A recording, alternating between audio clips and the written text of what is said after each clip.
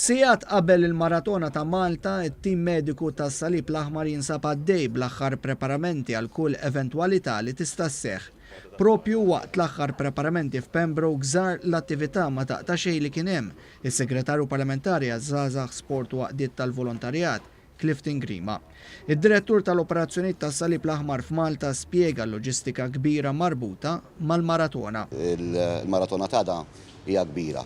Fil-fatt ikonna l-units kollha kważi deployed, qed nitkellmu ġifieri barra tal-baħar se jkun hemm mal-25 unit, ħankunu madwar 60, u mbagħad ninaqdu mal-health li jkunu b'20 tobba u nurses li nkunu qed naħdmu flimkien. Is-sena l-oħra l-Assoċjazzjoni tas-Salib l-Aħmar f'Malta benefikat minn skemi għal għaqdiet volontari u f'dan il-kuntest is-Segretarju Parlamentari faħħar il-ħidma ta' din l-għaqda li permezz ta' dawn il-fondi kompli tissaħħaħ il-kapaċitajiet marittimi tagħha.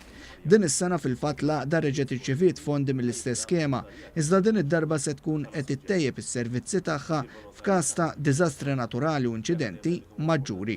Il-pjanijiet huma li tinxtara vettura speċjalizzata u t-tim tal-inġinerija li għandha Red Cross stess tikkonvertih f'Major Incident Support Unit m'ammar bl-apparat kollu neċessarju waqt inċidenti kbar.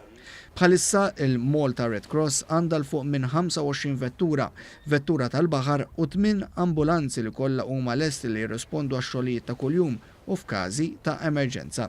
Din l-għaqda ilha topera minn ġewwa Malta l-aktar minn 25 sena u bħalissa għandha fi ħdana aktar minn 100 volontier attiv li ta' kull ġimgħa jiddedikaw ħinhom għal volontarjat.